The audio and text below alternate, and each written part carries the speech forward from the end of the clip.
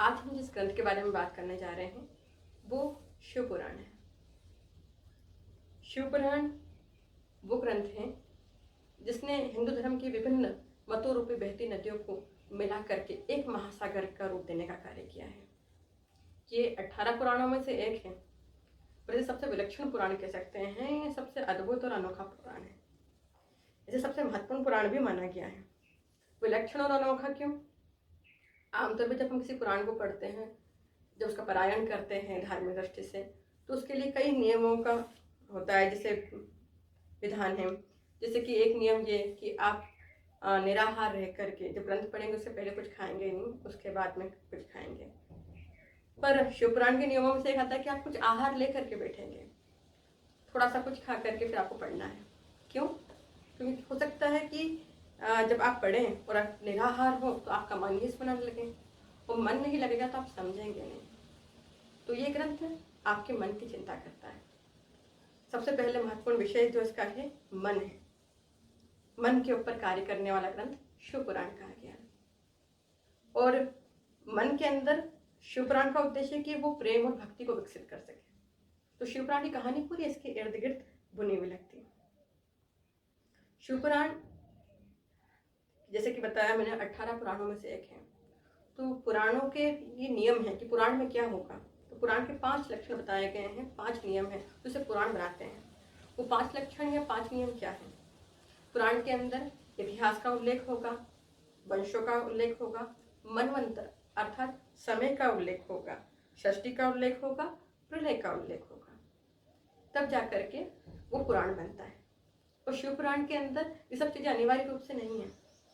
शिव पुराण के अंदर एक ही चीज की प्रधानता है, वो है प्रेम, भक्ति और व्यक्ति का मन। शिव पुराण इसलिए भी अनूठा है कह सकते हैं क्योंकि संसार की पहली प्रेम कथा है। शिव पुराण का मुख्य विषय जैसा कि मैंने कहा प्रेम है, तो संसार की पहली प्रेम कथा के रूप में हम ऐसे कह सकते हैं कि शिव पुराण है। इस संसार के अंदर पहले विवाह के बारे में बात करता है, ऐसा विवाह जो बहुत कठिनाइयों से हुआ, इसकी मूल कथा वस्तु के अंदर आता है। और साथ में ये ऐसे प्रेम के बारे में बात करता है जो जन्म जन्मांतर का प्रेम है, जो दैहिकता से परे है। माता सती के, पार्वती जी के, उमा के कई जन्म होते हैं। तो दैहिकता से परे प्रेम, शुद्ध भक्ति की ये बात करता है। ये मनुष्य के मन को प्रधान विषय मानता है, इसलिए बात करता है क्रोध की, ये बात करता है धैर्य की, ये बात करता है त्याग की, और ये बात करता है तपस्या की। आमतौर पे पुराणों के अंदर हमारा जो इतिहास होता है, राजाओं के वंश होते हैं, वही मूल विषय चल रहा होता है, कहानियाँ चल रही होती हैं। और शिव पुराण की कहानियाँ बड़ी अनूठी हैं। शिव पुराण की जो कहानियाँ हैं उनकी विषय वस्तु क्या है, किनके बारे में इसमें कहानियाँ कही गई हैं, कथाएं किनकी हैं? इसमें कथाएं हैं पशुओं की, इसमें कथा है जंगल में, गुफाओं में रहने वाले घने जंगलों के वनवासियों की, इसमें कहानियाँ हैं थोड़ी सी राजाओं की, इसमें कहानी है हिमालय में रहने वाले योगियों की, और इसमें कहानी है देवताओं की। इसमें असुरों का भी पक्ष लिया गया है और राक्षसों को भी करुण दृष्टि से दिखाया गया है। शिव पुराण के अंदर कई ऐसी कहानियां हैं कि मनुष्य से बहुत सारी गलतियां हुई, भूलें हुई, पर कैसे वो वापस महान बना, कैसे उसने अपने स्व को प्राप्त किया। कोई भी पतित नहीं है, कोई भी बुरा नहीं है और कोई भी खराब नहीं है, ये बात शिव पुराण कहता है। शिव पुराण में कहानी आती है चंचूला नाम की महिला की। वो और उसका पति बहुत सारी गलतियों कर चुके हैं, अपराधों कर चुके हैं, कह सकते हैं पतित हो गए हैं, गिर गए हैं, पर शिव पुराण उन्हें वापस उठने का अवसर देता है। जब शिव पुराण बात करता है तो वो हर मनुष्य के अंदर संभावना देख रहा है कि हर मनुष्य के अंदर ऊपर उठने की संभावना है, और जो सी कहानियां हैं वो भी मनुष्य के उन्हीं संभावनाओं के इर्द गिर्द बनी हुई हैं। तो इसलिए शिव पुराण की जो मूल धारा है वो भक्ति और प्रेम है, जिसमें असुर, राक्षस, पशु, मनुष्य, वनवासी, गिरिवासी, नगरवासी, ग्रामवासी, हिमालय के योगी सब समान रूप से हैं। सबसे गलतियां होती है और सब ऊपर उठते हैं अपनी गलतियों से। सब मिलकर मनुष्यता की श्रेष्ठता प्राप्त करते हैं, देवत्व प्राप्त करते हैं और आखिर में शिव तत्व प्राप्त करते हैं। शिव तत्व अर्थात परम शुभ। शिव शब्द का अर्थ ही होता है जो परम शुभ है, कल्याणकारी है। कल्याण प्रदान करने वाला है। परम शिव को शिव कहते हैं। और कल्याण का अर्थ क्या है? नई शुरुआत। कल्य अर्थात प्रभात, नए सूर्य का उदय। तो एक नई शुरुआत को, एक नए प्रारंभ को जो मनुष्य के जीवन में रोज रोज आता है, उसको भगवान शिव का स्वरूप कहा गया है। और शिव पुराण उसी के इर्द गिर्द है। शिव पुराण ऐसे लोगों के लिए है जो अधूरे हैं, परफेक्ट नहीं हैं, जिनसे कुछ गलतियां हुई होती हैं, जो बहुत अच्छे इंसान नहीं बन चुके हैं, बनने के मार्ग में हैं, जिनमें ज्ञान का अहंकार नहीं है, जो अपने आप को किसी दिशा में देना चाहते हैं। इसलिए तो असुरों की, राक्षसों की कहानियां भी इसमें सम्मिलित हैं। देवताओं की भूलों की कहानियां इसके अंदर हैं, और ऋषियों से भी जो भूल हो जाती है उनकी भी कहानियां हैं। तो ये मनुष्य के विकास के बारे में बात करते हैं। शिव जी जो हैं वो मूल धारा कही जाते हैं भक्ति और प्रेम की। ऐसी धारा जहाँ पे आके सब मिलते हैं। जो प्रथम में मैंने बात कही कि जहाँ पे हिंदू धर्म के विभिन्न मतों रूपी नदियाँ आके एकत्रित हो जाती है, वो शिव जी हैं। क्यों? अगर कोई शक्ति का उपासक है, शाक्त हैं, तो भगवान शिव शक्ति के पति हैं। अगर कोई विष्णु जी का उपासक है, तो भगवान विष्णु के हृदय शिव जी हैं। विष्णु हृदय शिव। कोई भगवान विष्णु जी के साथ में राम जी का उपासक है, तो राम जी रामेश्वर की स्थापना करते हैं। अगर कोई भगवान कृष्ण का उपासक है, तो अंत में कृष्ण और शिव जी सखा हैं। अगर कोई गणपति जी की उपासना करता है, तो गणपति जी शिव जी के पुत्र हैं। कार्तिकेय की उपासना करने वाले भी शिव जी की उपासना करेंगे। जो नदियों की पूजा करते हैं, वो भी अंततः शिव जी को मानेंगे। तो ज़्यादा पूजा पाठ के अंदर समझते नहीं हैं, जिन्हें ग्रंथों का हम कह सकते हैं ज़्यादा उनकी रुचि नहीं हो, वो ज़्यादा समझ नहीं पाए, ऐसे लोग, उनके लिए भी शिव जी की भक्ति सरल है। जो बड़ी बड़ी मूर्तियां नहीं बना सकते, उनके लिए भी शिव पुराण के अंदर छोटे से पत्थर को स्थापित करके शिव जी के रूप में पूजा करने के लिए, निराकार पूजा के लिए भी है। जो ध्यान के मार्ग से जाना चाहते हैं, उनके लिए शिव जी हैं। जो भक्ति के मार्ग से जाना चाहते हैं, उनके लिए शिव जी हैं। जो प्रेम के मार्ग से जाना चाहते हैं, उनके लिए भी शिव जी हैं। जो नृत्य विद्या, कला, संगीत, साहित्य, इन सब के उपासक हैं, जिनके जीवन के अंदर ये प्रधानता है, तो उनके लिए भी अंततः आराध्य शिव जी हो जाते हैं। सभी के लिए नटराज सारे नर्तकों के लिए मुख्य प्रेरणा स्रोत हैं। कोई नाट्य शास्त्र लिखता है भरत मुनि जी, तो शिव जी से प्रेरित होकर लिखते हैं। जब कोई व्याकरण पढ़ने के लिए जाता है, तो व्याकरण के जो सूत्र हैं वो महेश्वर सूत्र से निकल करके आता है। कोई संगीत के लिए आता है बात करने के लिए, तो रुद्रवीणा आ जाती है। कोई साहित्य की तरफ जाएगा, तो शिव जी का जो अगम साहित्य है, निगम साहित्य है, वो बड़ा स्पष्ट खुला पड़ा है। तंत्र मार्ग से जाएंगे तो शिव जी हैं, योग मार्ग से जाएंगे तो आप शिव जी पे जाके पूर्ण होते हैं। अगर आप केवल भजन गाते हैं और केवल प्रकृति के बीच में रहकर सरल भाव से उपासना करते हैं, तो शिव जी हैं। और शिव जी पूरे भारत के अंदर हिमालय से लेकर के अंत के तक, कन्याकुमारी तक, रामेश्वरम तक भगवान शिव जी स्थापित हैं। यहाँ तक कि श्रीलंका के अंदर जहाँ पर रामायण मार्ग पूरा होता है, वहाँ पे भी शिव जी की उपासना हो रही है। तो पूरे भारत को एक सूत्र में बांधने का कार्य इस शिव पुराण ने किया है।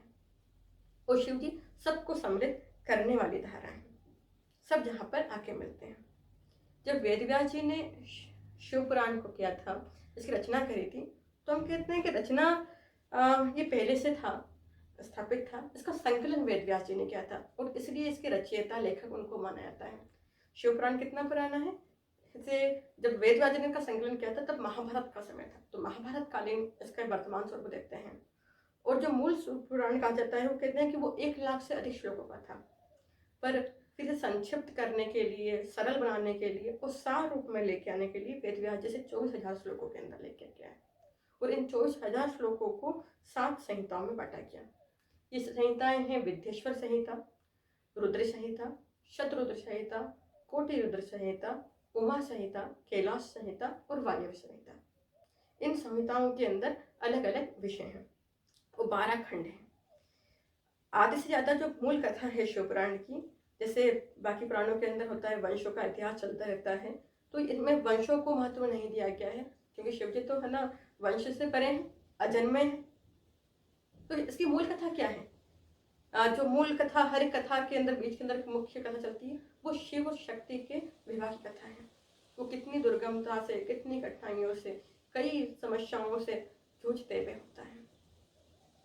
ये प्रेम, त्याग और तपस्या की कथा है।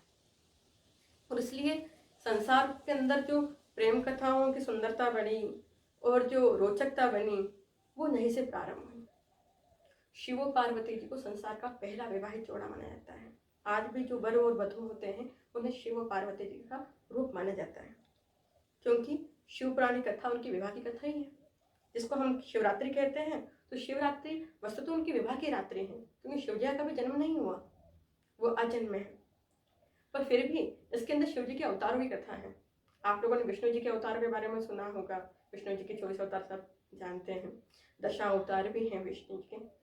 पर शिव पुराण भी शिव जी के अवतारों की बात करती है। शिव जी ने मनुष्य के रूप में सीधे जन्म लेकर के अवतार नहीं लिया, वो अलग अलग रूपों के अंदर समय समय में कुछ कुछ काल के लिए अवतरित हुए, कुछ कुछ स्वरूप उन्हें लिए, उन्हीं को अवतार कहते हैं। तो रुद्र के एकादश रुद्र जो हैं, एकादश स्वरूप हैं, उनके बारे में शिव पुराण में कहा गया है।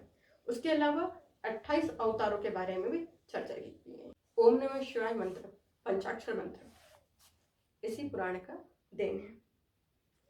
शिव जी से भक्ति और प्रेम प्रगाढ़ हो, व्यक्ति भक्ति के सरलता को, सहजता को समझ पाए, इसलिए शिव पुराण की रचना हुई है।